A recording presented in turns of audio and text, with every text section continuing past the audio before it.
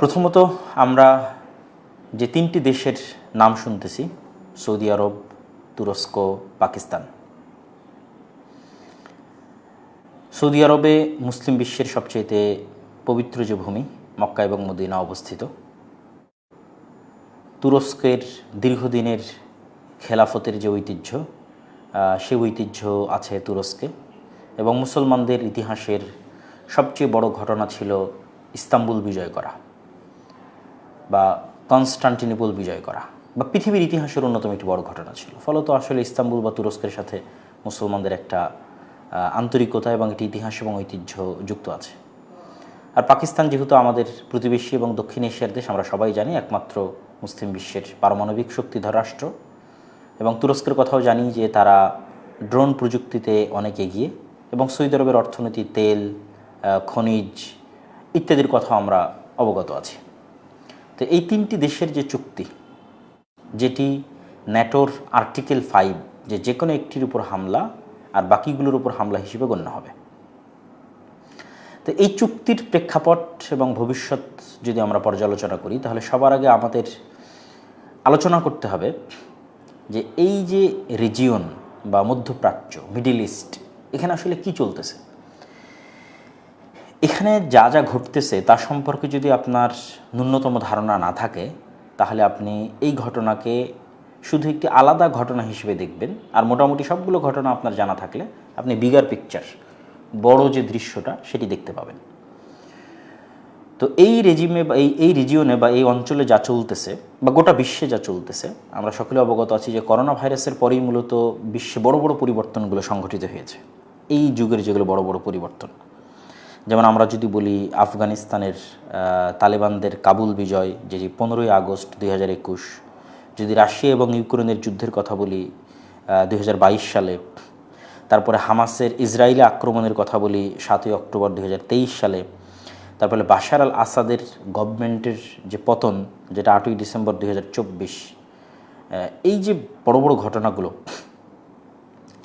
এবং সর্বশেষে যুক্ত হয়েছে ইরান এবং ইসরায়েল বা ইরান এবং আমেরিকা যুদ্ধ। তো এটি কিন্তু একটা আরেকটার সাথে খুবই কানেক্টেড। তো আমরা প্রতিটা দৃশ্য একটু হালকা হালকা করে আপনাদের সামনে তুলে ধরবো। প্রথমত আসি সিরিয়া আলোচনা যদি আমরা না করি, তাহলে আজকের আলোচনা অসম্পূর্ণ থাকবে। কারণ আমরা অনেকেই মনে করতাম বা অনেকেই হয়তো জানতেন আপনারা যে সৌদি আরব এবং তুরস্কের মধ্যে একটা দূরত্ব আছে। কিন্তু সিরিয়ার হিস্ট্রি যখন পড়বেন, বর্তমান যিনি আবু মোহাম্মদ আল জুলানি, যাকে আমরা আবু মোহাম্মদ আল জুলানি নামে জানতাম, যিনি এখন আহমাদ শারা রাষ্ট্রপ্রধান সিরিয়ার, তার যে গত 2-3 দিন আগে, 3-4 দিন আগে যে 2 পর্বের একটা ইন্টারভিউ আল জাজিরাতে প্রচারিত হয়েছে, ওটি যদি কারো পক্ষে শোনা সম্ভব হয় অবশ্যই শুনবেন, ভালো লাগবে এবং অনেক কিছু বুঝতে পারবেন এবং অনেক কিছু সম্পর্কে আইডিয়া পাবেন।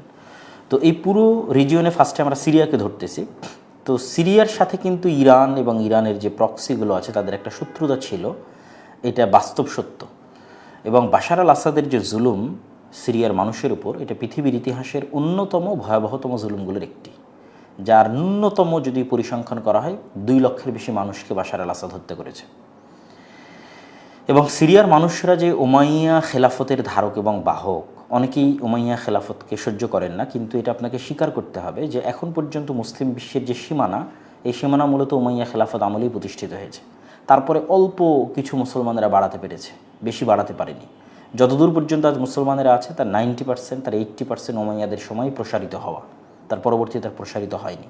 ফলত ইসলামের প্রচার এবং প্রসারে তাদের একটা ব্যাপক অবদান আছে, আর তাদেরই হেডকোয়ার্টার ছিল দামেস্ক। ফলত উমাইয়া খেলাফতের একটা ঐতিহ্য এবং ইতিহাস সিরিয়াতে আছে।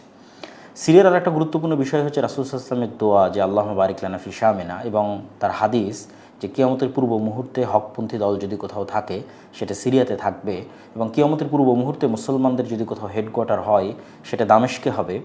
এবং আরও একটি বিষয় ভৌগোলিকভাবে গুরুত্বপূর্ণ, সেটা হচ্ছে আমরা সবাই মসজিদ আকসাকে ভালোবাসি, ফিলিস্তিনকে ভালোবাসি, জেরুজালেমকে ভালোবাসি। এই মসজিদ আকসা, জেরুজালেম, এই ফিলিস্তিন, আপনি ভৌগোলিকভাবে যদি চিন্তা করেন, এখনও যদি ম্যাপে ঢুকে যে আপনি স্বাধীন করতে চান, সুলতান সালাহুদ্দিন আইয়ুবী কীভাবে স্বাধীন করেছিলেন, সিরিয়া এবং মিশরকে এক ছাতার অধীনে আনার মাধ্যমে উনি স্বাধীন করতে পেরেছিলেন। এবং আজও ভৌগোলিকভাবে তখনই ফিলিস্তিনকে আজাদ বা স্বাধীন করা সম্ভব যদি সিরিয়া আপনার হাতে থাকে, মিশর আপনার হাতে থাকে। তাহলে বুঝতেছেন যে সিরিয়ার গুরুত্বটা আসলে কোথায়। তো তো এই সিরিয়াতে কিন্তু এটা কিন্তু আপনাদের সকলের অবগতিতে আছে যে আজকের যারা যে সমস্ত মুজাহিদেরা যুদ্ধ করে সিরিয়াকে বিজয় করেছে, তাদের যে যুদ্ধ এটা শুধু বাশার আল আসাদের সাথে ছিল না, বরং ইরানের যে বর্তমান রেজিম, তাদের যে প্রক্সি, তাদের বিরুদ্ধেও কিন্তু ছিল। এই জন্য আমি বলতেছি, আপনি আহমাদ আশ-শারা'র যে ইন্টারভিউটা আছে সেটা দেখতে পারেন, অথবা কিছুদিন আগে আমাদেরও একজন ট্রাভেলার সিরিয়া ভিজিট করতেছে, আমি নামটা ভুলে গেছি, তারও কিছু ভিডিওগুলো দেখতে পারেন যে কী পরিমাণ জুলুম এবং নির্যাতন ওই সময়টাতে হয়েছে। আমরা যে আয়নাঘরের কথা বাংলাদেশে জানি, এর চেয়ে ভয়ঙ্কর বড় আয়নাঘর সিদনায়া, যেটা সিরিয়াতে ভয়ঙ্কর লোমহর্ষক। অন্তত জাস্ট সিরিয়ার যেটা আয়নাঘর সেটা আপনি স্টাডি করতে পারেন। তো এই যে সিরিয়ার যে আজাদি, সিরিয়ার যে স্বাধীনতা, এটার পিছনে ভূমিকা কার বেশি? তুরস্ক এবং সৌদি আরব। ওখান থেকেই মূলত তুরস্ক এবং সৌদি আরবের যে আজকের যে জোট এবং আন্ডারস্ট্যান্ডিং, এটার ব্যাকগ্রাউন্ডে কিন্তু সিরিয়ার ঘটনাগুলো আছে। সিরিয়াকে দাঁড় করানোর পিছনে, সিরিয়ার উপর থেকে স্যাংশন হটানোর পিছনে, সিরিয়াকে সামনের দিকে এগিয়ে নিয়ে যাওয়ার পিছনে, সিরিয়াকে স্থিতিশীল করার পিছনে এবং এমনকি সিরিয়াকে স্বাধীন করার পিছনে এই দুটো রাষ্ট্রের ব্যাপক অবদান আছে। তা আমাদের এই পুরো রেজিমে, এই পুরো রিজিয়ন, এই পুরো এরিয়া, মিডল ইস্ট সম্পর্কে যদি আমরা জানতে চাই, তাহলে আমাদের একটা পার্ট হচ্ছে সিরিয়া। সিরিয়া সম্পর্কে আমাদের জানতে হবে।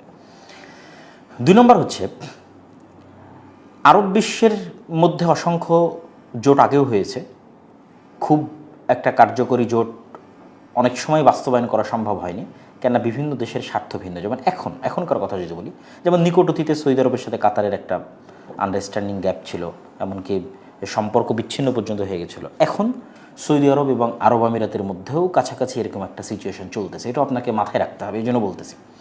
এটা আপনি দেখবেন কোথায়, যে সৌদি আরব এবং আরব আমিরাতের এই দ্বন্দ্বটা কোথায় ফুটে উঠবে।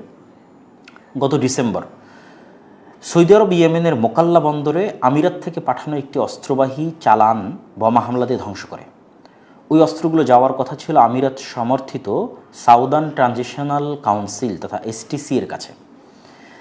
এবং চলতি মাসের শুরুতেও সৌদি নেতৃত্বাধীন জোট আমিরাতের যে গ্রুপগুলো আছে তাদের উপর ব্যাপক হামলা চালায়। এটা ইয়েমেনে। তাহলে ইয়েমেনে সৌদি এবং আমিরাত 2 গ্রুপের যে প্রক্সি আছে তারা লড়াই করতেছে। আরেকটা ফ্রন্ট, সেটা হচ্ছে সুদান। সুদানের যেটা জাতীয় সেনাবাহিনী, যেটা জেনারেল আব্দুল ফাত্তাহ আল বুরহানের নেতৃত্বাধীন, সেটাকে সাপোর্ট করতেছে সৌদি আরব। আর যেটা সুদানের এসএএফ, যেটা সুদানের আরএসএফ, র্যাপিড সাপোর্ট ফোর্সেস, আধা সামরিক বাহিনী, যেটার নেতৃত্বে আছে হেমদাতি এরকম নামের একজন, তো তাকে সাপোর্ট করতেছে হচ্ছে আরব আমিরাত। তো সুদানের যে গৃহযুদ্ধ, সেই সুদানের গৃহযুদ্ধও কিন্তু সৌদি আরব এবং আমিরাতের মধ্যে একটা কনফ্লিক্ট চলমান আছে। এবং আজকের যে চুক্তির আমরা আলোচনা করব, এই চুক্তিতেও কিন্তু আমিরাতের কথাটা আসবে, আমরা শেষের দিকে বলবো আর কি। তো সেক্ষেত্রে আমরা 2টো বিষয় দেখলাম, একটা সিরিয়া দেখলাম এবং আর একটা সিরিয়ার সাথে ইরানের যে কনফ্লিক্ট, আর সৌদি আরবের সাথে আরব আমিরাতের যে কনফ্লিক্ট। এবার আসেন ইরান এবং ইসরায়েল, এই দুটোও কিন্তু এই অঞ্চলের মিডল ইস্টের অনেক বড় শক্তি।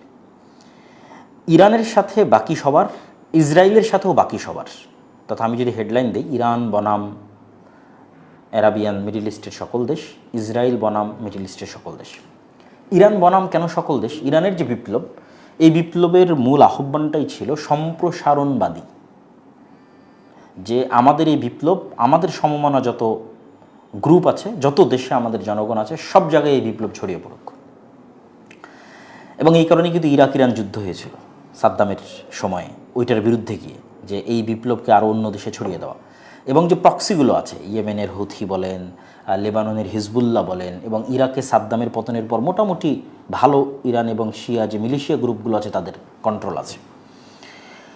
তো এই যে বিভিন্ন, এবং বাহরাইন, বিভিন্ন জায়গায় যেখানে যেখানে শিয়া অধ্যুষিত লোকজন আছে, সেখানে এই বিপ্লবটার সম্প্রসারণবাদী যে চিন্তা, এই চিন্তাটা অন্য আরব বিশ্বের দেশগুলোকে ইরানের সাথে একটা কনফ্লিক্টের কাছাকাছি নিয়ে গেছে। আর যেহেতু ইসরায়েল নিজেও সম্প্রসারণবাদী চিন্তায় বিশ্বাস করে, সেহেতু অটোমেটিক ইসরায়েল এবং ইরানের মধ্যে শত্রুতা শুরু হয়েছে। আচ্ছা, ইসরায়েলের সম্প্রসারণবাদ আমরা সবাই জানি ইরানের সম্প্রসারণবাদী চিন্তার চাইতে হাজারো গুণ, লক্ষ গুণ, কোটি গুণে ভয়াবহ। কী জন্য ভয়াবহ? সে আর অন্য কারো কোনো সীমানাতেও বিশ্বাস করে না। যে তার পার্শ্ববর্তী কোনো দেশের কোনো সীমানা আছে, এবং একসাথে অসংখ্য ফ্রন্টে যদি ইসরায়েলকে যুদ্ধ করা লাগে সে দ্বিধা করে না, যেটা আপনারাও হামাসের সাথে যে যুদ্ধ, সেই যুদ্ধের সময় দেখেছেন। সে একই সাথে লেবানন ফ্রন্টে যুদ্ধ করেছে, সিরিয়াতে হামলা করেছে, হামাসের সাথে যুদ্ধ করেছে, মানে তার একসাথে যদি 10টা-15টা ফ্রন্টেও যুদ্ধ করতে হয় তার কোনো দ্বিধা নেই। এরকম ভয়ঙ্কর একটা জায়নিস্ট এবং মানবতার বিরোধী একটা রাষ্ট্র, যেও সম্প্রসারণবাদী চিন্তায় বিশ্বাস করে, ফলত সেও ওই অঞ্চলের সকল দেশের জন্য থ্রেট। এবং এই দুই সম্প্রসারণবাদী চিন্তার কারণেই ইরান এবং ইসরায়েল এবং ইরান এবং আমেরিকার যে যুদ্ধটা আমরা দেখতেছি, এবং এই যুদ্ধে যে সাকসেস আসার কথা ছিল আমেরিকার পক্ষে, সেই সাকসেসটা পরিপূর্ণরূপে আমেরিকা না পাওয়ার পিছনে অনেকগুলো কারণ থাকতে পারে, কিন্তু দুইটা কারণ অনেক ব্যাপক। একটা হচ্ছে যে ইরানের যে মোজাইক ডক্ট্রিন বা এসিমেট্রিক যে তার যুদ্ধ পরিচালনার যে পদ্ধতি, আর ইরানের যে রাষ্ট্র কাঠামো, তথা নির্বাচন হয় ঠিকই, প্রেসিডেন্ট আছে ঠিকই, কিন্তু সুপ্রিম লিডারের কাছে রাষ্ট্রীয় কাঠামোর মধ্যেই যে ক্ষমতা দেওয়া আছে, এইটা যারা ইরানের সংবিধান নিয়ে একটু স্টাডি করেছে তারা অবশ্যই দেখতে পাবেন যে ইরানের সংসদে কোনো আইন পাশ করলে এটা কার্যকর হয় না। এই আইনটা অনুমোদনের জন্য গার্ডিয়ান কাউন্সিলের সম্মতি প্রয়োজন হয়। আবার নির্বাচনে কি প্রার্থী হতে পারবে, রাষ্ট্রপতি প্রেসিডেন্টে কি দাঁড়াতে পারবে, এইটারও ফাইনাল ডিসিশন, তথা সে যোগ্য কিনা প্রার্থী নির্বাচন, এটাও ফাইনাল ডিসিশন গার্ডিয়ান কাউন্সিল দেয়। আর এই গার্ডিয়ান কাউন্সিলের 12 সদস্যের 6 জনকেই নির্ধারণ দেন সরাসরি সুপ্রিম লিডার, আর 6 জনকে নির্ধারিত করেন বিচার বিভাগ। এবং কখনও যদি গার্ডিয়ান কাউন্সিল এবং সংসদের মধ্যে মতভেদ দেখা দেয়, তাহলে মাসলিহাত কাউন্সিল নামে আরেকটা আছে, যেখানে দেশের প্রেসিডেন্ট, প্রধান বিচারপতি, সামরিক শীর্ষ নেতা সবাই থাকে, তারা মিলে এটা সমাধান করার চেষ্টা করে। আবার সুপ্রিম লিডার কে হবে এটা নির্ধারণ করার জন্য অ্যাসেম্বলি অফ এক্সপার্টস নামে আরেকটা আছে, যেই পরিষদের মেম্বার আবার 8 বছর পর নির্বাচিত হয়। তো এখানে ইরানের ব্যবস্থায় জনগণের হাতে কিছু ক্ষমতা থাকলেও রাষ্ট্রীয় কাঠামোর মধ্যেই মূল নিয়ন্ত্রণ সুপ্রিম লিডারের হাতে থাকে। ফলত এখানে কেউ একজন মারা গেলেই, সুপ্রিম লিডার নিহত হলেই পুরো ব্যবস্থার পতন হবে, এটা একটু জটিল। এবং ইরানের যে ভৌগোলিক অবস্থান, যে হরমুজ প্রণালীর পাশে, যে তার হরমুজ প্রণালীর উপর দিয়ে যে তাকে সকল দেশকে অতিক্রম করতে হচ্ছে, যেটা তার দেশের সাথে লাগানো। তো এটা ছিল ইরান এবং ইসরায়েল বা ইরান এবং আমেরিকার যে যুদ্ধ।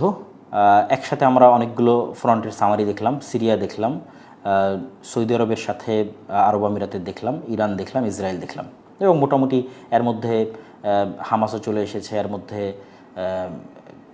এই কী বলে ওর নাম আপনার হিজবুল্লাহ, লেবাননের হিজবুল্লাহ, তারাও চলে এসেছে, এর মধ্যে ইয়েমেনের হুথি, তারাও চলে এসেছে। এখন প্রশ্ন হচ্ছে যে এই পুরো অঞ্চলের এই সামারি যদি আপনার কাছে থাকে, এখন যদি আপনি যে জোটের আমরা অবস্থা দেখতেছি, এই জোটটা আসলে কার বিরুদ্ধে বা কী কাজের জন্য এই জোটটা, এটাই তো অনেকের মধ্যে একটা প্রশ্ন। অনেকেই সরাসরি বলে ফেলতেছেন যে এই জোটটা ইরানের বিরুদ্ধে, আবার অনেকেই বলতেছেন এই জোটে কোনো কাজ হবে না, আবার অনেকে হয়তো খুব হাইপ তুলতেছেন না, এই জোটে অনেক কিছু হয়ে যাবে। আসলে পলিটিক্সে সাদা কালো বলে কিছু নাই, যে এটাই ঠিক এবং এটাই বেঠিক এবং এটাই সর্বোচ্চ আর এটাই সর্বনিম্ন।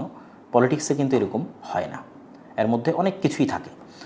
তো সরাসরি যারা এই জোটকে ইরানের বিরুদ্ধে বলতেছেন তাদের কথা কেন ভুল, আবার এই জোট কেন খুব বেশি সাকসেসফুল হতে পারবে না, সেটাও দুটো পয়েন্টে আমি কথা বলবো। আচ্ছা, কেন সরাসরি এটি ইরানের বিরুদ্ধে নয়? 2023 সালে সৌদি আরবের সাথে চীনের মধ্যস্থতায় ইরানের একটা চুক্তি হয়েছিল, এবং এই চুক্তির ফলশ্রুতিতে এখন পর্যন্ত কিন্তু এই দুই দেশ আর এক দেশের উপর সরাসরি কোনো আক্রমণে যায়নি। এমনকি আপনারা সবাই নিউজ দেখেছেন যে 2026 সালে সৌদি কিন্তু তার ভূখণ্ড মার্কিন যে আকাশ দিয়ে যে ব্যবহার করে ইরানে হামলা, এটার জন্য কিন্তু ব্যবহারের অনুমতি দেয়নি। এবং পাকিস্তান যে মধ্যস্থতা করার চেষ্টা করতেছে, এটা কিন্তু অবশ্যই সৌদি আরবের যদি অনুমোদন না থাকতো বা সৌদি আরবের যদি আগ্রহ না থাকতো, তাহলে কিন্তু সে এটা করতো না। এবং ওই রিজিয়নে, ওই এলাকায় যারা আছে, বিশেষ করে সৌদি আরব এবং আর যারা আছে, তারা কখনোই এটা বেয়ার করার মতো তাদের চিন্তা চেতনা নাই যে এই অঞ্চলটা যুদ্ধ লেগে থাকুক বা সবার ঘরে আগুন লেগে যাক। ফলত এটা কখনোই তারা চায় না যে এখানে একটা ফুল স্কেলে একটা ওয়ার, একটা যুদ্ধ শুরু হোক। ফলত সৌদি আরবও চায় যে এই যুদ্ধটাকে কোনোভাবে প্রশমিত এবং কোনোভাবে একটা যুদ্ধবিরতি চুক্তির মধ্যে নিয়ে আসা যায় কি না, এটা ওই অঞ্চলের সকল দেশের একটা অন্যতম স্বার্থ। তো এখানে প্রশ্ন আসতে পারে, তাহলে সৌদি আরবের যে হুথিদের উপর হামলা এবং কিছুদিন পূর্বে ইরাকের যে পিএমএফ, তাদের উপরেও যে হামলা করেছে সৌদি আরব ইরাকে যারা ছিল, এবং সেখানে ইরানের আইআরজিসির অনেকেই মারা গেছে, এইটার সমাধান, এইটার অ্যান্সারটা আসলে কি? আপনি তুরস্ক বলেন, পাকিস্তান বলেন এবং সৌদি আরব বলেন, মোটামুটি সবাই একমত, যেটা আমি আবারও বলতেছি যে লাস্ট 3-4 দিন আগে আহমাদ আশারার যে লম্বা ইন্টারভিউ আছে সেখানে সে ক্লিয়ার করেছে যে তারা সকলেই ইরানের যে সার্বভৌমত্ব এটাকে স্বীকার করে এবং ইরানের সার্বভৌমত্বকে রেসপেক্ট করে, কিন্তু ইরানের যারা প্রক্সি আছে এইটাকে তারা অ্যাকসেপ্ট করে না। এটা আহমাদ আশারা খুব ক্লিয়ারলি বলেছে যে আমরা ইরানের যে সেলফ সভারিনিটি আছে এটাকে সাপোর্ট করি, কিন্তু ইরানের যে প্রক্সি লেবাননে আছে হিজবুল্লাহ যারা আমাদেরকে হত্যা করেছে, অথবা ইরানের যে প্রক্সি ইরাকে আছে, অথবা ইরানের যে প্রক্সি ইয়েমেনে আছে, এই প্রক্সিটাকে তারা মানে এটা তাদের রেড লাইন, কিন্তু ইরানের যে সভারিনিটি এটাকে তারা সাপোর্ট করে। এবং আমার ধারণা, আল্লাহু আলাম, আমি জানি না, যে এখন যারা ইরানের পলিটিক্যাল লিডার আছে, ধর্মীয় লিডার না বা আইআরজিসি না, পলিটিক্যাল লিডার আছে, তারাও কিছুটা এই ধারণার সাথে একমত। এবং আন্ডার টেবিলে যে কথোপকথন এবং যে যোগাযোগগুলো হয় সেটার মধ্যে অবশ্যই এই আন্ডারস্ট্যান্ডিংটা আছে যে সরাসরি সৌদি যখন ইয়েমেনের হুতিতে আক্রমণ করতেছে হুতিদের, তখন সরাসরি ইরান গিয়ে সৌদি আরবে আক্রমণ করতেছে না, অথবা সৌদি আরব সরাসরি ইরানে গিয়ে আক্রমণ করতেছে না। এই একটা আন্ডারস্ট্যান্ডিং আছে যে ইরানের যে সভরিনিটি এটাকে সাপোর্ট করতেছে, কিন্তু ইরানের যারা প্রক্সি তাদেরকে সাপোর্ট করতেছে না। এইরকম একটা আন্ডারস্ট্যান্ডিং এবং ধারণা পরস্পরের মধ্যে আছে। তো বর্তমান চুক্তিটা আসলে কী জন্য? বর্তমান চুক্তির কোনো উপকার বা কোনো কার্যকারিতা আছে কিনা এবং কী জন্য বর্তমান চুক্তিটা হচ্ছে? বর্তমান চুক্তির যে নাম দেওয়া হয়েছে মক্কা জয়েন্ট ডিফেন্স এগ্রিমেন্ট, এবং যেটা আসলে 2025 সালের 17 সেপ্টেম্বরে সৌদি আরব এবং পাকিস্তানের যে চুক্তি হয়েছিল সেটার একটা এক্সটেন্ডেড ভার্সন, সরাসরি ওই চুক্তি নয়, কিন্তু তার সাথে আরও একটা দেশ যুক্ত হয়ে ত্রিপক্ষীয় একটা চুক্তি। এবং মুসলিম বিশ্বের মধ্যে এটা ফার্স্ট একটা সামরিক চুক্তি, যদি সামরিক চুক্তির দৃষ্টিকোণ থেকে দেখা হয় তাহলে প্রথম।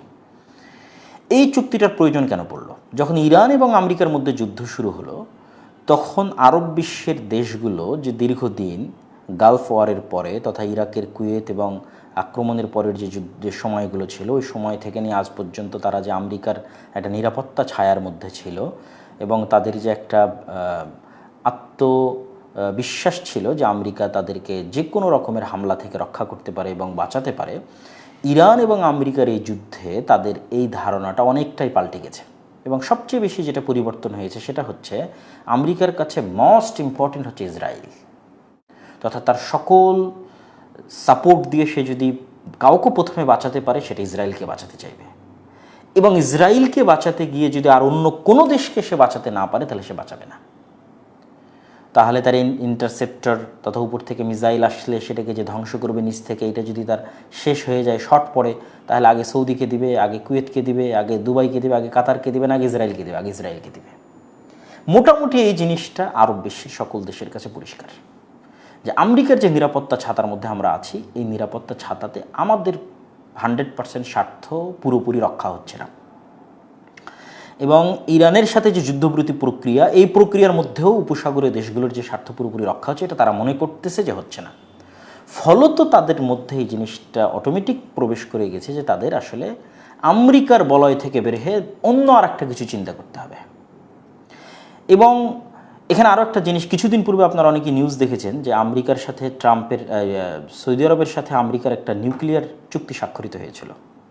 এবং এই চুক্তি স্বাক্ষরিত হওয়ার পর কিন্তু সোশ্যাল মিডিয়াতে ট্রাম্প স্পষ্ট ভাষায় লিখেছে যে যতক্ষণ সৌদি আরব আব্রাহাম অ্যাকর্ডে যোগ না দিবে, আব্রাহাম অ্যাকর্ড মানে আসলে ইসরায়েলকে স্বীকৃতি দেওয়া, ততক্ষণ আসলে এটা সামনের দিকে আগাবে না। তথা সৌদি আরবের সাথে ইসরায়েলের কূটনৈতিক সম্পর্ক স্বাভাবিক না হলে ইউরেনিয়াম ইনরিচমেন্টের যে চুক্তি, এই চুক্তিটা আসলে কার্যকরী হবে না। তো এইরকম অনেক ক্ষেত্রে আমেরিকা একটা শর্ত দেয় যে ইসরায়েলের সাথে সম্পর্ক স্বাভাবিকীকরণ, আর তার বিপরীতে আরব বিশ্বগুলো যে শর্তটা দেয় সেটা হচ্ছে স্বাধীন ফিলিস্তিন রাষ্ট্র প্রতিষ্ঠা। তো এই সবগুলো বিষয় নিয়ে তাদের একটা চিন্তা তৈরি হয়েছে যে আসলে তাদের অন্য কিছু চিন্তা করতে হবে, এবং এই অন্য কিছু চিন্তা থেকেই মূলত এই যে জোটটা তৈরি হচ্ছে যে তুরস্ক, পাকিস্তান এবং সৌদি আরব যে নিজেরাই এই রিজিয়ন, এই মধ্যপ্রাচ্যের সমস্যার সমাধান আমরা করতে পারি কি না। এবং এইটা যে আমেরিকা এবং ইসরায়েলের বলয় থেকে বের হয়ে গিয়ে একটা আলাদা কিছু, সরাসরি ইরানের বলয়ও নয়, সরাসরি ইসরায়েলের বলয়ও নয়, আলাদা কিছু, এটার আর একটা প্রমাণ ওই যে আমিরাতের সাথে যে কনফ্লিক্টের কথা উল্লেখ করেছিলাম, ওইটা যদি মাথায় রাখেন তাহলে বুঝতে পারবেন যে আমিরাত, ইসরায়েল ভারত, গ্রিস এদের সেম চিন্তা যে ইরানকে পরিপূর্ণরূপে ধ্বংস করে দাও, জাস্ট এটাই সমাধান। কিন্তু সৌদি আরব এবং অন্য আর যারা গালফ কান্ট্রি আছে এবং তুরস্ক, এবং এটা আমি আরও কিছু ডকুমেন্ট দিব, তারা কিন্তু এটা বিশ্বাস করে না যে না, ইরানকে পরিপূর্ণরূপে ধ্বংস করে দিলে এটা সমাধান হবে। ফলে এখানে আরও একটা আলাদা জোট কিন্তু আসতে পারে, এই সেম সামরিক জোট ইসরায়েল, ভারত, এমনকি ওটাতে আমিরাতও ইনক্লুড হতে পারে, এরকম আরেকটা জোট কিন্তু আসতে পারে। তো এটা যে আমেরিকা এবং ইসরায়েলের বাইরে গিয়ে ভিন্ন আরেকটা জোট গড়ে উঠতেছে, এটাতে সন্দেহের বিন্দুমাত্র অবকাশ নাই। এখানে অনেকেই বলতে পারেন যে আরব বিশ্বের দেশগুলো বা এখানে যে তিনটে দেশ আছে, তিনটেই তো আমেরিকার সাথে কানেক্টেড। আসিম মুনির বলেন, ফিল্ড মার্শাল আসিম মুনির বলেন, অথবা তারা তো এক ধাপে গিয়ে বলছে যে শান্তি চুক্তির জন্য তারা ডোনাল্ড ট্রাম্পকে মনোনয়ন দেবে। আবার রিসেপ তাইয়িপ এরদোগান বলেন, তার প্রশংসায় তো সবসময় ডোনাল্ড ট্রাম্প পঞ্চমুখ থাকে। আবার সৌদি আরবের সাথে তো ঐতিহাসিকভাবে আমেরিকার যে সম্পর্ক, তাহলে এটা তো একটা অনেক আমেরিকারই একটা বলয়। এখানে একটা জিনিস আমি মনে করি, আমি আমার বহু বক্তব্যে বলেছিলাম এবং এখনও বলি যে ইসরায়েলকে আমেরিকা জুলুম করার কারণে যে পরিমাণ না সহযোগিতা করে, তার চেয়ে বেশি সহযোগিতা করে ইসরায়েলকে মাজলুম মনে করে। এবং এই ন্যারেটিভটা ইসরায়েল ইউরোপ এবং আমেরিকায় প্রতিষ্ঠা করতে সাকসেস হয়েছে। হিটলারের যে আক্রমণ, সে আক্রমণকে বিক্রি করে, 60 লক্ষ ইহুদিকে হত্যা করার যে ঘটনা, এটাকে বিক্রি করে তারা তাদের যে সেন্টিমেন্ট, তাদের যে আবেগ যে আমরা মাজলুম, আমাদের থাকার জায়গা নেই, তো ওই সেম জায়গায় আপনি নিশ্চিত থাকেন আল্লাহর কোরআনের আয়াত অনুযায়ী যে ইহুদিদের চাইতে, হিন্দুদের চাইতে খ্রিস্টানরা মুসলমানদের অনেক নিকটবর্তী, এবং কিয়ামত পর্যন্ত যারা ইসলাম গ্রহণ করবে খ্রিস্টানরা ইসলাম গ্রহণ করবে। এবং কিয়ামতের পূর্ব মুহূর্তে তৃতীয় কোনো পক্ষের সাথে যে যুদ্ধ হবে, এটা কিন্তু খ্রিস্টানরা মুসলমানদের সাথে থাকবে। হ্যাঁ, পরবর্তীতে খ্রিস্টানরা আবার আলাদা হয়ে যাবে এবং খ্রিস্টানদের সাথে মুসলমানদের যুদ্ধ হবে, কিন্তু তারা বেশি নিয়ার টু দ্য মুসলমানদের বেশি কাছের। তো যদি ইসরায়েল পুরো আমেরিকায় তার অর্থনীতিকে ইউজ করে, তার মিডিয়াকে ইউজ করে আমেরিকাকে যদি কন্ট্রোলে রাখার চেষ্টা করতে পারে, আরব বিশ্ব যদি সেই চেষ্টা করে, এটাতে খুব একটা ক্ষতির না। তারাও যদি এই চেষ্টা করে যে আমরা আমেরিকাকে কন্ট্রোল করতে চাই টাকা পয়সা দিয়ে, যেভাবে হোক বুঝিয়ে, এবং এটার যে কিছুটা হলেও কার্যকারিতা আছে, এটা কিন্তু আমি বলতেছি না, পররাষ্ট্রমন্ত্রী যিনি আছে ইরানের, উনি কিন্তু স্বীকার করেছেন। কেননা আমেরিকার প্ল্যান ছিল যে শুধু আকাশ হামলার মধ্যে সীমাবদ্ধ না থেকে স্থল অভিযানে যাওয়া, এবং স্থল অভিযানে যাওয়ার জন্য তাদের ফার্স্ট টার্গেট ছিল কুর্দি। তো সেখানে কিন্তু তিনি এক সাক্ষাৎকারে স্বীকার করেছেন যে কুর্দি যোদ্ধাদের দিয়ে আমেরিকা এবং ইসরায়েল মিলে স্থল অভিযান চালিয়ে ইরানের ভেতরে যে ঢোকার চেষ্টা করেছিল, এইটা একমাত্র তুরস্ক এবং তুরস্কের ইন্টেলিজেন্স এবং তুরস্কের প্রেসিডেন্ট রিসেপ তাইয়িপ এরদোগান তাদের হস্তক্ষেপে এটা বাধাপ্রাপ্ত হয়। তাহলে তারা ইরানের সভরেনিটিকে স্বীকার যদি না করে, তাহলে এটা ট্রাম্পকে বুঝিয়ে এই স্থল অভিযান কুর্দিদের ইউজ করে না করতে, এটা ইরানের পররাষ্ট্রমন্ত্রীর সাক্ষাৎকার অনুযায়ী যে এটাতে তুরস্ক এবং তুরস্কের প্রেসিডেন্ট রিসেপ তাইয়িপ এরদোগানের অবদান আছে, যে ট্রাম্পকে সেটা বুঝাতে পেরেছে। তাহলে আপনি যদি কোনো একটা কিছু বুঝিয়ে আদায় করতে পারেন, যেটা দেখাচ্ছে ইসরায়েলও কী করতেছে, সে কোনো না কোনোভাবে ব্ল্যাকমেইল, বুঝানো এবং বিভিন্নভাবে তার মিডিয়া, তার অর্থ সব কিছু ইউজ করতেছে, আমেরিকা পুরোটাই তাদের কন্ট্রোলে। তো এখান থেকে এই বিষয়টা আমাদের মাথায় নিতে হবে। এখন আমরা আসি যে এই জোটটা আসলে কতটা কার্যকর হবে। ইসরায়েলের যিনি সাবেক প্রধানমন্ত্রী নাফতালি বেনেট, তিনি এই চুক্তির অনেক আগেই একটা সাক্ষাৎকারে তিনি বলছেন, Turkey is trying to flip Saudi Arabia against us, এবং আরেক বাক্যে উনি বলছেন যে Sunni axis with nuclear Pakistan, যে তুর্কি একটা সুন্নি অক্ষ তৈরি করার চেষ্টা করতেছে সৌদি আরবকে সাথে করে এবং নিউক্লিয়ার পাওয়ার পাকিস্তানকে সাথে করে আমাদের বিরুদ্ধে, তথা ইসরায়েলের বিরুদ্ধে। এটা ইসরায়েলের সাবেক প্রধানমন্ত্রী নাফতালি বেনেটের একটা স্পষ্ট সাক্ষাৎকার, ভিডিও বার্তা আপনারা সার্চ দিলে পাবেন। তো এই জোটটার যে ন্যূনতম কার্যকারিতা আছে, এটা কিন্তু ইসরায়েলের সাবেক প্রধানমন্ত্রীর বক্তব্য থেকেই কিছুটা আইডিয়া পাওয়া যায়। কিন্তু অতটাও আশাবাদী হওয়ার মতো কিছু নাই, কি জন্য, যে এখন পর্যন্ত মুসলমানেরা যতগুলো জোট তৈরি করেছে, ওআইসি বলেন, D8 বলেন, জিসিসি বলেন, ওপেক বলেন, কোনোটাই, আরব লীগ বলেন, সেইভাবে আসলে দিন শেষে ফাংশনাল করেনি। আজকে আমি একমত হলাম, কালকে আমার এবং আপনার স্বার্থ মিলল না, আমরা আলাদা হয়ে গেলাম। এবং অনেকেই এটাকে মনে করতেছেন যে মুসলিম ন্যাটো, আসলে ন্যাটোর ধারে কাছে যাওয়ার মতো এই জোট নয়। কেন ন্যাটোর ধারে কাছে যাওয়ার মতো নয়? ধরেন ন্যাটোর যদি কোনো একটা কান্ট্রি, ধরেন পোল্যান্ড যদি এখন আক্রান্ত হয়, তাহলে পোল্যান্ড আক্রান্ত হওয়ার পর ন্যাটোকে ভাবতে হবে না যে কোন পথে সৈন্য পাঠাবে, কোন বিমান ঘাঁটি ব্যবহার করবে, কে কমান্ড করবে, ঠিক আছে, কোন রেডিও ফ্রিকোয়েন্সিতে কে কথা বলবে, ঠিক আছে, এগুলো সবই পূর্ব থেকে exercise, doctrine, logistic support, command structure, all everything, joint defence council, ঠিক আছে, পার্মানেন্ট মিলিটারি হেডকোয়ার্টার, সব কিছু একদম এর জন্য আলাদা সেনাবাহিনী, আলাদা ব্যবস্থা, আলাদা training, all everything set up. এই জায়গায় কিন্তু আসলে এটা কিছুই নাই, জাস্ট ন্যাটোর আর্টিকেল 5টা এখানে ইউজ করা হয়েছে যে একটা দেশের উপর হামলা হলে আরেকটা দেশে হামলা করবে, কিন্তু তাদের সমন্বিত কোনো সেনাবাহিনী, সেই সমন্বিত সেনাবাহিনী কীভাবে পদক্ষেপ নেবে, কোথায় হামলা হলে, কীভাবে হামলা হলে, হুথিরা সৌদিতে হামলা করতেছে, এটা কি পাকিস্তান তার উপর হামলা মনে করবে কিনা, বেলুচিস্তান, আফগানিস্তানের সাথে পাকিস্তানের যুদ্ধ হচ্ছে, এইটাকে সৌদি তার উপর হামলা মনে করবে কিনা। আবার তুরস্কেরও তো সমস্যার অভাব নাই, তুরস্কের সাথে কুর্দিদের প্রবলেম, তুরস্কের সাথে গ্রিসের প্রবলেম, ওইটাকে পাকিস্তান এবং সৌদি আরব মনে করবে কিনা যে আমাদের উপর হামলা। তো মুসলমানদের অতীতে যত জোট তৈরি হয়েছে কোনোটাই শেষ পর্যন্ত খুব বেশি ফাংশনাল হয়নি। ন্যাটো অথবা ইউরোপীয় ইউনিয়ন এগুলো বেশি সাকসেসফুল হওয়ার কারণ হচ্ছে যে সেখানে লিডারশিপ আছে এবং একজনের কথা না মানলে, এবং একটা কাঠামো আছে যেখানে কেউ কোনো কথা অমান্য করলে আরেকজন সেটাকে অ্যাকাউন্টেবল করতে পারে, জবাবদিহিতার আওতায় নিয়ে আসতে পারে। যেমন ধরেন ন্যাটোতে যদি আমেরিকা যা বলে সেটি, ইউরোপীয় ইউনিয়নে যদি ফ্রান্স এবং জার্মানি এবং তাদের যে গণতান্ত্রিক যে মডেল আছে, মডেলের মধ্যে একটা দেশ যদি রাজিও না হয় কিন্তু যদি বেশি ভোটে সেটা পাস হয়, সে সেটা মানতে বাধ্য, মানে অ্যাকাউন্টেবল। কিন্তু মুসলমানদের মধ্যে অতীতে যত উদ্যোগ নেওয়া হয়েছে কোনোটাতে এরকম অ্যাকাউন্টেবল করার কোনো সিস্টেম তৈরি হয়নি, যে পাকিস্তান যদি পরবর্তীতে যুক্ত না হয় বা সৌদি যদি যুক্ত না হয় অথবা তুরস্ক যুক্ত না হয়, কে তাদেরকে বাধ্য করবে? No answer. ফলত এই জোট সম্পর্কে যে খুব বেশি আশাবাদী হওয়ার মতো কিছু আছে তাও কিন্তু নয়। জাস্ট একটা কথা বলে আমি আমার বক্তব্যের শেষের দিকে যাব। হ্যাঁ, এই জোট যদি ডিফেন্সিভ হোক অথবা আক্রমণাত্মক হোক অথবা রক্ষণাত্মক হোক, তারা যদি তাদের পরস্পরের যে প্রযুক্তিগুলো আছে এগুলোকে ব্যবহার করে গঠনমূলক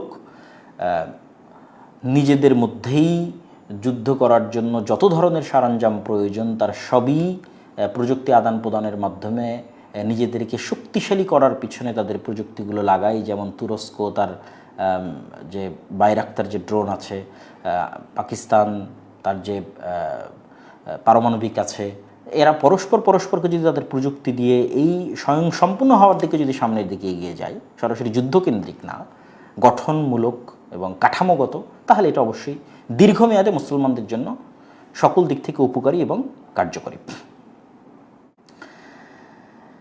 সর্বশেষে যেটা বলতে চাই যে এই জোটের কারণে কি ইরান এবং আমেরিকার যে যুদ্ধ এটা থামবে এবং এটা কি কোনো সমাধান হবে? দেখেন, রাশিয়া এবং ইউক্রেনের যুদ্ধ কি থেমেছে? হামাসের আক্রমণের পর এখন পর্যন্ত কি মধ্যপ্রাচ্য শান্ত হয়েছে? হয়নি। তো বেশিরভাগ বিশ্লেষকদের মন্তব্য যে খুবই কম সম্ভাবনা থামার, কেননা হরমুজ নিয়ে তো কেউ ছাড় দিচ্ছে না। আমেরিকা বা গালফ কান্ট্রিগুলো চাচ্ছে হরমুজ আগের অবস্থায় ফিরে যাক, আর ইরানের কাছে একমাত্র অস্ত্র যেটা এখন তার কাছে সবচেয়ে শক্তিশালী, হরমুজের কন্ট্রোল যদি সে নিজের হাতে না রাখতে পারে তাহলে সে যে কোনো চুক্তির টেবিলে সে তার হাত নিচে থাকবে, আপার হ্যান্ড থাকতে পারবে না সে। ফলত ইরান চাইবে যে সে আপার হ্যান্ড থাকুক। কীভাবে থাকবে? হরমুজ যদি তার কন্ট্রোলে থাকে। তাহলে হরমুজ নিয়ে যতক্ষণ সমাধান না হচ্ছে ততক্ষণ এখানে যুদ্ধেরও কোনো সমাধান নাই, আলটিমেটলি কোনো সমাধান নাই। ফলত যদি এই যুদ্ধ না থামে তাহলে পুরো মধ্যপ্রাচ্য এই যুদ্ধের আওতায় চলে আসতে পারে। আল্লাহ আলম, আমরা চাই না যে আসুক, বরং নিরাপত্তা বজায় থাকুক, দেশগুলো নিরাপদ হোক, মুসলমানদের রক্ত কম ঝরুক, এটাই আমাদের চাওয়া। কিন্তু সার্বিক পরিবেশ পরিস্থিতি এখন পর্যন্ত আমাদের দৃষ্টিতে যে খুব ভালোর দিকে এগিয়ে যাচ্ছে এরকম নয়। তো আমি আমার কথার কনক্লুশনে চলে আসি যে মক্কার মতো একটা পবিত্র জায়গায় শুক্রবারের দিন জুমার সালাতের যে পরপরই যে গুরুত্বপূর্ণ একটা চুক্তি সাধিত হলো, এই চুক্তির বিষয়ে আমাদের চিন্তা চেতনা কী তা আমি আপনাদের সামনে যদি একদম এক বাক্যে সামারি করি যে যদি এটাকে গঠনমূলক কাজে লাগানো হয় দীর্ঘমেয়াদে ভালো, আদারওয়াইজ এখন শর্ট টার্মে আপনি মনে করছেন যে খুবই ভালো কিছু অথবা খুবই খারাপ কিছু, আসলে কোনোটাই নয়। এবং এখানে সাদা কালো যে কেউ কারো খুব বড় শত্রু যে না এটা ইরানের বিরুদ্ধে হতো বা না এটা আমেরিকা ইসরায়েলের বিরুদ্ধে বা আমেরিকা ইসরায়েলের পক্ষে, আসলে এরকমও না। এখানে প্রত্যেকটাই একটা আর একটার সাথে বিভিন্ন লেয়ারে বিভিন্নভাবে কানেক্টেড, যেটা আমি আমার পক্ষে যতদূর সম্ভব আমি পুরো এই অঞ্চলের একটা সিনারি আপনাদের সামনে তুলে ধরার চেষ্টা করেছি। আশা করি এটাতে আপনাদের সামনে ক্লিয়ার হয়েছে। সর্বোপরি দক্ষিণ এশিয়া মানে আমাদের বাংলাদেশের এই ধরনের জোটে আসলে যুক্ত হওয়া উচিত কিনা। বাংলাদেশের মতো দেশ যে জায়গায় আছে, যেই দেশের চারিদিকে হিন্দুত্ববাদী ব্রাহ্মণ্যবাদী শক্তি ঘিরে আছে, এই জায়গায় বাংলাদেশের স্বাধীনতার জন্য মুসলিম বিশ্বের সাথে যতভাবে যেভাবে কানেক্টেড হওয়া পসিবল, এটাই বাংলাদেশের একমাত্র বাঁচার রাস্তা। এবং আন্তর্জাতিক বিশ্বের সাথে, সেটা আমেরিকা হোক, সেটা চায়না হোক, সেটা ইউরোপ হোক, তাদের সাথে যত বেশি কানেক্টেড হওয়া যাবে তত আপনি এই যে ডিপেন্ডেন্সি, পার্শ্ববর্তী প্রতিবেশী রাষ্ট্রের উপর যে আপনার নির্ভরশীলতা, এটার থেকে বেরিয়ে আসতে পারবেন। ফলত পাকিস্তানের যা আছে, পারমাণবিক বোম বাদ দিলে বা আর অন্য কিছু বাদ দিলে, জনবলের দিক থেকে যদি চিন্তা করি, বাংলাদেশ আর্মি অনেক ক্যাপাবল জনবলের দিক থেকে। তাহলে যেই সার্ভিসটা পাকিস্তান দিতে পারবে, সৌদি আরবকে দিতে পারবে, অন্য আরব দেশকে দিতে পারবে, সেটা বাংলাদেশও দিতে পারবে। ফলত আমি মনে করি অবশ্যই বাংলাদেশের এই ধরনের যত জোট, যেগুলোতে মুসলিম বিশ্ব কানেক্টেড হবে, মুসলিম রাষ্ট্রগুলো কানেক্টেড হবে, সেগুলোতে বাংলাদেশের যুক্ত হওয়া উচিত। দীর্ঘমেয়াদে এগুলো অবশ্যই বাংলাদেশের জন্য উপকারী এবং কার্যকরী হবে। তো আমি সর্বশেষে আপনাদের যদি কোনো প্রশ্ন থেকে থাকে, আমি আজকের এই সংক্ষিপ্ত যে লাইভ আপনাদের সাথে কানেক্টেড ছিলাম, এই লাইভে আপনাদের প্রশ্নোত্তরগুলো আমরা নিতে চাচ্ছি। আপনারা প্রশ্ন করতে পারেন এই রিলেটেডে। আজকে কোনো ফতোয়া বা মাসলা মাসাইল ওই রিলেটেড কোনো প্রশ্ন আপনাদের থেকে নিতে চাচ্ছি না। ভবিষ্যতে যদি আরও কখনো লাইভ করা হয় ইনশাআল্লাহ আমরা নিব। এই মুহূর্তে আপনারা যারা প্রশ্ন করতে চাচ্ছেন, আমাদের আজকের এই টপিকের সাথে কানেক্টেড রেখে যে কোনো প্রশ্ন করতে পারেন।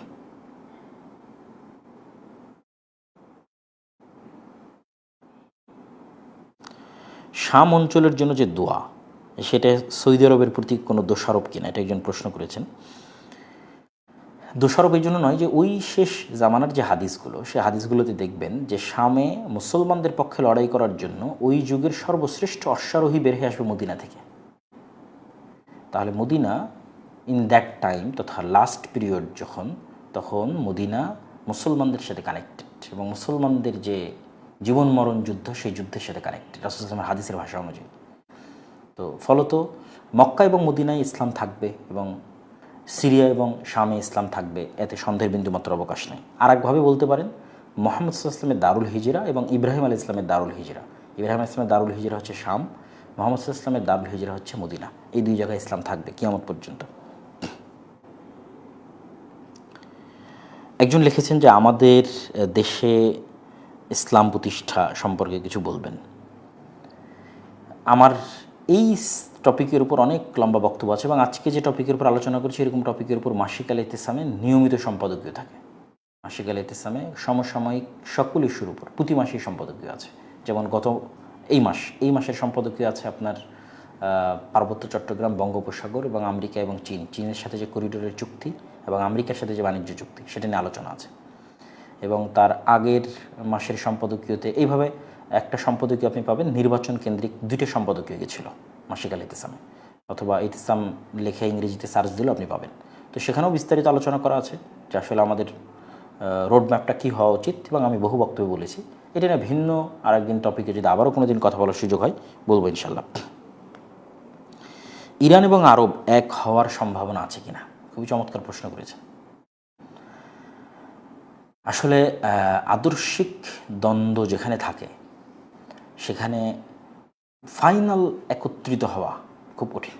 তথা যতক্ষণ ইরান শিয়া আদর্শের উপর এবং যতক্ষণ সৌদি আরব সুন্নি আদর্শের উপর, ততক্ষণ একদম হৃদয়ে এবং অন্তরে মিল, এটা হওয়া খুব কঠিন।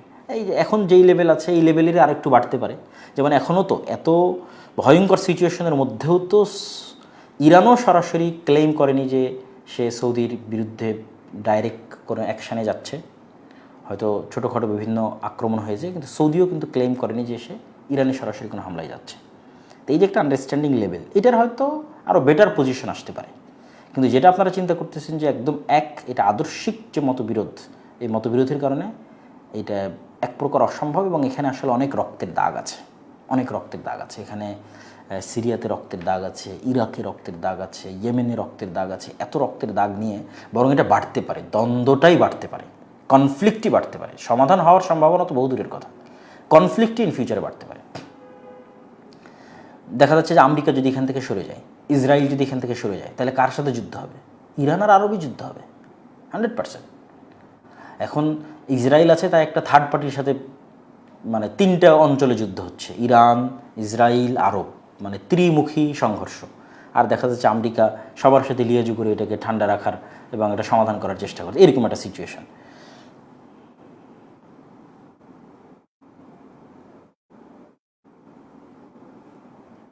একজন জিজ্ঞেস করেছেন বাংলাদেশে কোন যোগ্যতায় নেবে, না বাংলাদেশের কোনো শক্তি আছে না বাংলাদেশের কোনো প্রতিরক্ষা আছে। বাংলাদেশের যেটা সবচেয়ে বড় যোগ্যতা সেটা হচ্ছে বাংলাদেশের জনবল, যেটা আর অনেকেরই নাই। রাশিয়াতে বাংলাদেশ থেকে মানুষ গিয়ে যুদ্ধ করতেছে কেন? রাশিয়ার কী দরকার? বাংলাদেশের কী আছে? রাশিয়ার জনবল নাই, বাংলাদেশের জনবল আছে। বাংলাদেশের মানুষকে ট্রেনিং দিলে যুদ্ধ করতে পারবে, ড্রোন উড়াইতে পারবে, মারতে পারবে, গুলি করতে পারবে। তো জনবল পৃথিবীর সবচেয়ে বড় সম্পদ।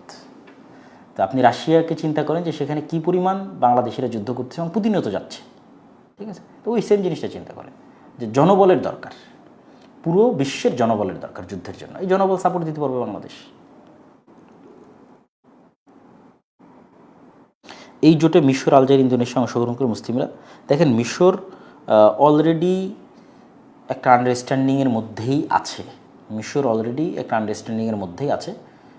সে হয়তো পরবর্তী যে কান্ট্রিগুলো এই জোটের অন্তর্ভুক্ত হবে, দেখা যাবে সবার আগে হয়তো মিশর অন্তর্ভুক্ত হবে। আমার ধারণা আর কি, যে পরবর্তীতে যারা অন্তর্ভুক্ত হবে তার মধ্যে সবার আগে মিশরই থাকতে পারে।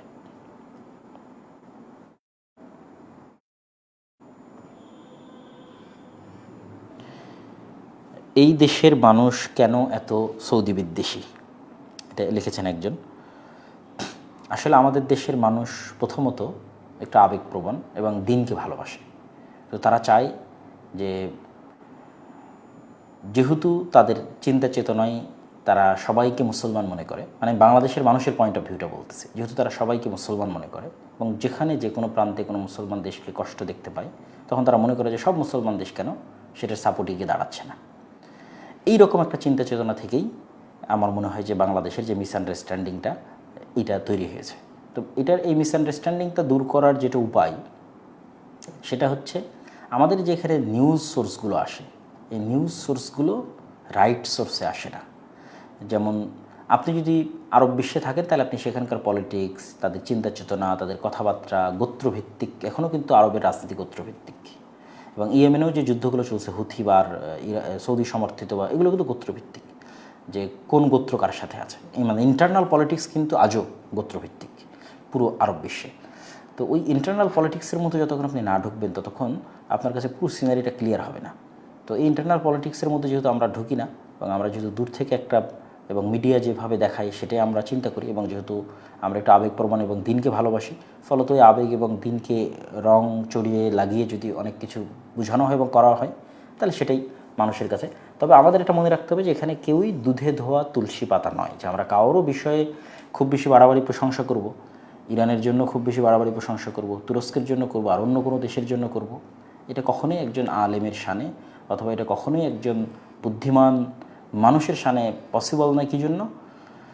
খোলাফায়ে রাশিদিনের পর থেকে আজ পর্যন্ত কেউই শতভাগ সৎ, ওমর ইবনে আবদুল আজিজ বাদে শতভাগ সৎ শাসক এসেছে, কোনো জুলুম করেনি, কোনো অন্যায় করেনি, এটা না। কিন্তু শাসকের জন্য দোয়া করতে হবে যে আল্লাহ আমাদের শাসকদেরকে যেন যেটা আল্লাহর দিনের জন্য কল্যাণকর, মুসলমানদের জন্য কল্যাণকর, সেটা যেন করার তৌফিক দেয়। এবং রাষ্ট্রের গুরুত্বটা বুঝতে হবে, রাষ্ট্র থাকার গুরুত্বটা কী। আপনি লিবিয়াতে যান, জীবনের নিরাপত্তা কী, আর মোহাম্মদ গাদ্দাফি যখন ছিল তখন জীবনের নিরাপত্তা কী।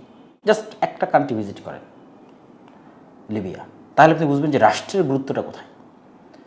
এবং আহমাদ আশ-শারা'র যে পলিসি, যিনি এখন বর্তমান সিরিয়ার যিনি প্রেসিডেন্ট, তার পলিসি আমার কাছে ব্যক্তিগতভাবে খুবই পছন্দনীয়। যে সে একটা ভিন্ন ব্যাকগ্রাউন্ড থেকে এসেও যেভাবে সবার সাথে লিয়াজু করে, সবার সাথে আন্ডারস্ট্যান্ডিং করে পুরো সিরিয়াকে একত্রিত করার চেষ্টা করছে।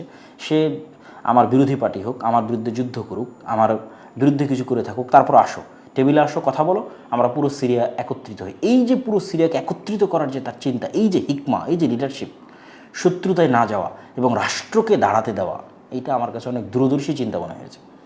তো আমি আমাদের বাংলাদেশের যারা ইসলাম প্রতিষ্ঠা করার চিন্তা করে তাদেরকে বলবো যে আপনারা অবশ্যই সিরিয়ার আহমাদ আশ-শারা তার লাইফ স্টাইল এবং তার যে হিস্ট্রি, তার উঠে আসা এবং তার চিন্তা চেতনা এবং কীভাবে সে পুরো সিরিয়াকে একত্রিত করতেছে, যেটা দেখা যাচ্ছে আমরা বাংলাদেশেও কিন্তু করতে পারিনি। বাংলাদেশের মধ্যে কিন্তু এখনও বিভেদ, রাজনীতির নামে যে বিভেদ, সেটা কিন্তু আছে।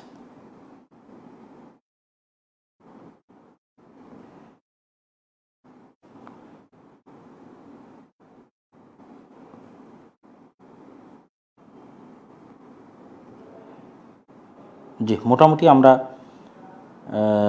আপনাদের সকলের মোটামুটি প্রশ্নগুলো এখন আগের প্রশ্নগুলোরই রিপিট। তো আমরা আমাদের আজকের লাইভটা এখানেই শেষ করছি। আশা করি আবারও ভবিষ্যতে কোনো লাইভে আপনাদের সাথে দেখা হবে এবং আল্লাহ সুবহানাহু ওয়া তাআলা আমাদের সত্য বলার, সত্য জানার এবং মুসলিম উম্মার মধ্যে ভ্রাতৃত্ব বাড়ানোর এবং মুসলিম উম্মার যারা নেতা আছে তাদেরকে সঠিক সিদ্ধান্ত নেওয়ার তৌফিক দান করুন, মুসলিম রাষ্ট্রগুলোকে শক্তিশালী করুন, নিজের পায়ে দাঁড়ানোর তৌফিক দান করুন। অন্যের উপর নির্ভরশীল না থেকে যদি নিজের পায়ে দাঁড়ানোর উদ্যোগ দ্বারা নিয়ে থাকে তাহলে এই উদ্যোগে আল্লাহ বরকত দিক এবং মুসলিম রাষ্ট্রগুলো যে প্রযুক্তি আছে, জ্ঞান বিজ্ঞান এবং প্রযুক্তি, ড্রোন হোক, টেকনোলজি হোক, ঠিক আছে, সকল কিছুতে সমুদ্রে আকাশে তারা উন্নত হোক, এটাই আমরা চাই এবং এটাই আমরা কামনা করি। এবং তার সাথে সাথে আমাদের বাংলাদেশও এগুলোর সাথে যুক্ত হোক এবং এগুলো থেকে উপকার নিক এবং এক দেশ নির্ভরতা থেকে বাংলাদেশ বেরিয়ে আসুক। আল্লাহুম্মা আমিন। আসসালামু আলাইকুম ওয়া রাহমাতুল্লাহি ওয়া বারাকাতুহু।